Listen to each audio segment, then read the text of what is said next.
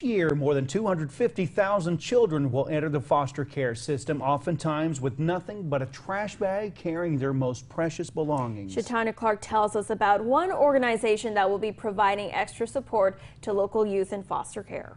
Well, Melanie, 2 local nonprofits were gifted today with comfort cases. Now, these bags are filled with must-have items to ensure foster kids no longer go to their new homes with trash bags or empty-handed. I grew up with very abusive parents, lived in and out of every shelter on the East Coast, and when I was 12, my parents died, and I went into what we consider the foster care system. And he stayed there until he was 18 years old.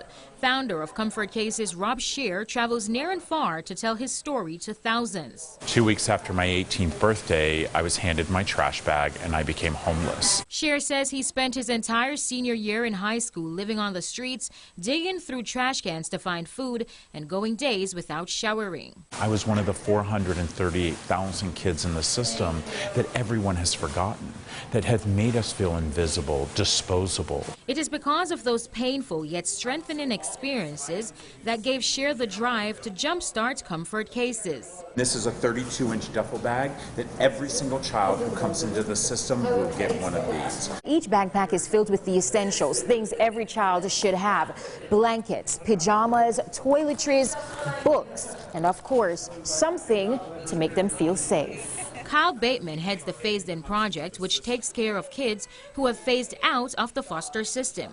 Bateman says he knows firsthand how much of a blessing these bags will be. I think what Phased In has done for several years, what this organization is doing, is bringing a quality and a spirit of excellence and love into these kids' lives. I hope by giving a child more than a trash bag when they start their journey, it will let kids know that we do love them and they do matter. And Scheer believes every child deserves to feel a sense of dignity, and he hopes these cases will now provide comfort to area youth here in Texoma. And while Comfort Cases has only been in existence for 6 years, the program has helped thousands of youth in and all over the 50 states and Puerto Rico. And Daryl and Melanie, 100 backpacks were packed today, 50 donated to CASA and the other 50 to the Children's Aid Society. What a wonderful thing he has started. Yeah. You know that's going to provide comfort for so many kids. Absolutely. Shatanya, thank you again so much.